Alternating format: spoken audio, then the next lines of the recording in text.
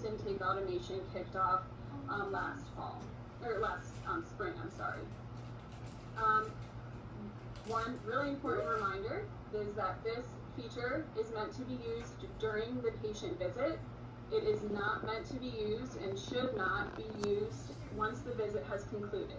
And the reason for that is that if you were to manually chart any of these clinical components and not use the Smart app, and then you were to reconcile the Smart app after the fact, it can rewrite what you've done and what you actually reviewed with the patient in person, which could possibly be different, right? If we have a patient who's, said, oh, I messed up on that survey or something. So it's really meant to be used in real time during the visit to be reviewed with the patient in the room.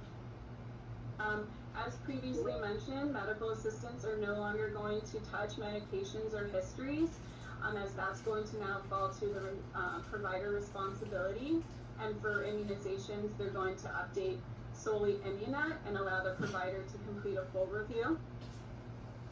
I like to also note that within the Tonic survey, patients are going to have the ability to remove medications that they state they're no longer taking. And you're going to see in the demo in a few seconds here that prescription medications, if it's in our system as a prescription medication, if the patient states they're removing it and you accept that, you will still have to manually remove that prescription from the list, where a documented medication will fall off of the medication list. And you'll see that in the demo here shortly. I also like to note that procedures and immunizations are only going to show new additions. There will never be updates to like a historically charted immunization date or a procedure date. And this is because within the Tonic survey, patients don't have the ability to edit or remove their immunizations or procedures. They can only add to their existing list. If a patient doesn't make any changes, that section will not appear, which I'll review during the demo.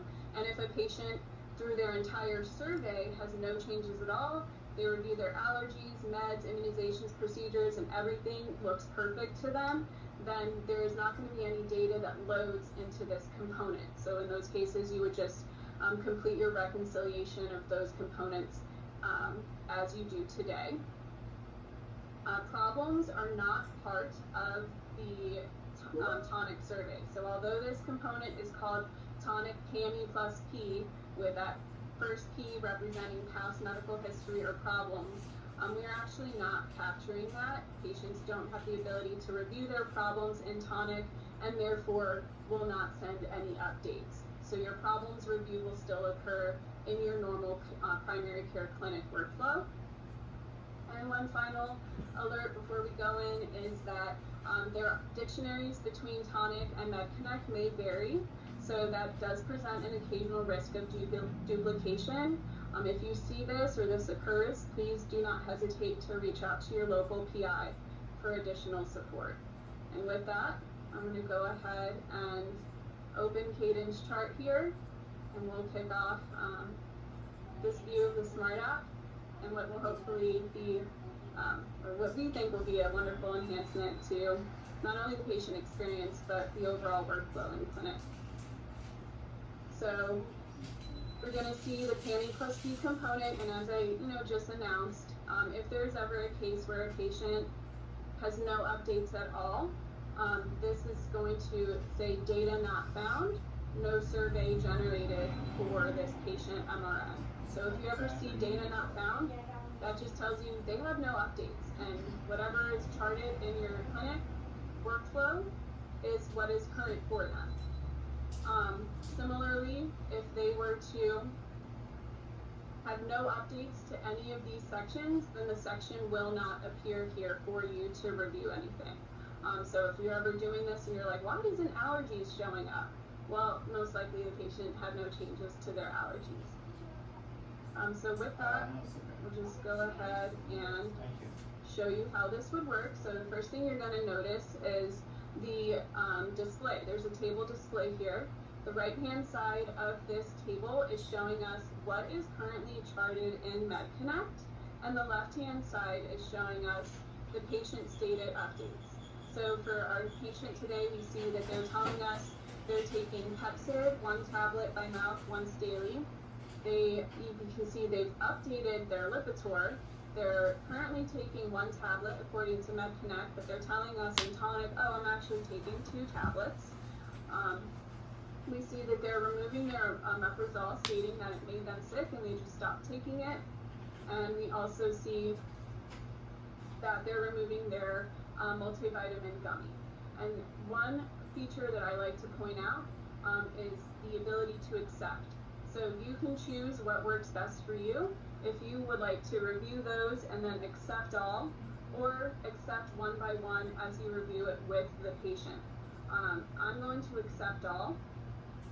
And one thing I like to point out is once you start accepting updates, the system is going to tell you whenever there are manual updates. So as I mentioned in my top of the meeting announcements, certain things are still going to require manual updates, and we see those indicators here very clearly, and we're also going to see those indicators after we reconcile as well, again reminding us that we need to make some manual changes. And then the other thing I would point out is if there's ever something that you accept and you're like, wait, I don't want to accept that, you can certainly undo that action, and you do not have to accept everything that the patient states. If you review it with the patient and you just determine they added this in error or whatever it may be, you certainly do not have to accept that. So we'll continue down our list here, and we see the same functionality with immunizations. It's telling us immunizations they currently have charted in their record, and it's telling us that this patient's also got their flu shot for this recent flu season, so we'll go ahead and accept that. Allergies, we have some updates here, and this actually looks this way because, as I mentioned, medical assistants are still collecting allergies as part of their intake. So with this patient, we had the MA complete their intake, they updated the allergies. You can still accept this. There's not a risk of duplication here. So I would still accept these changes, and you're going to just find that you really won't need to make manual updates because the medical assistant has already charted these. And we know that because we see that the clindamycin has already been added, it's presenting in the banner bar. We also see that the latex is already gone from the banner bar and that they already removed that for you. Lastly, the procedures. This patient had an appendectomy in their record and they're telling us of a biopsy. Unfortunately, they're not sure when they had that biopsy, but they still told us that they had that. We can accept that, and then of course, if they think of that date, we can add that information to the chart at a later time. So once you've completed your review with the patient, you've got everything accepted that you want, all you need to do is reconcile. So clicking reconcile is what's going to actually commit this information to the chart. And so we'll reconcile that and we will refresh, and I will just state that you may see me refresh a few times here in the build environment. In the production environment, we do not have to refresh nearly as much. It is working quickly and working well. So we're just working still through some testing in prod, and I just wanted you to have a clean view here for this demo. But here we have the reconciliation complete, and we see that the sorry, we see the reconciliation is displaying for us, and as I mentioned, anything that still needs a manual update, it's going to tell you that action is needed. And I will just preface, we do have on our parking lot, if this can be an actionable link, that is something that we're hoping to add to the roadmap for this to be able to be a hyperlink that could possibly take us directly to medications. But for now, it's just a reminder. So you would, of course, now that you've reconciled, you really would just go back to your primary care clinic workflow and ensure that these updates have saved and make your manual changes. So we know we need to change the Lipitor to 2 tablets, and we need to actually remove this. But we will see that gummies are gone from the medication list. So as I mentioned, those documented medications, when a patient removes that, it's going to fall off. Prescriptions, unfortunately, do require that manual removal, and then we know we need to update that Lipitor. So we would just complete that as we would. Here we can update the Lipitor to reflect the 2 tablets, and we can remove this. The patient's no longer taking it, it made them sick, we'll prescribe them a medication that works better for them. We know that they're currently taking Pepcid in the meantime until they can find a medication that helps them out a little bit better and doesn't make them ill. So once we've got that, we will acknowledge all.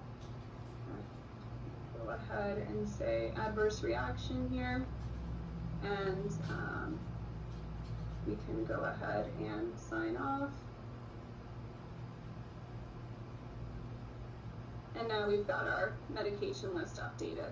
Immunizations, of course, are going to update. So that flu vaccine has come over here. Histories, of course, we have the biopsy, and we already talked about the allergies, the MAs, updating that. But as you can see, there is no duplication. Even though you still accepted and reconciled all of that, we don't have 6 allergies. We still only have the 3. So that is really the demo. From that, you would just continue through your workflow to complete components as you do today. So I am going to just pause here, take a look at the chat, and see if there's any questions.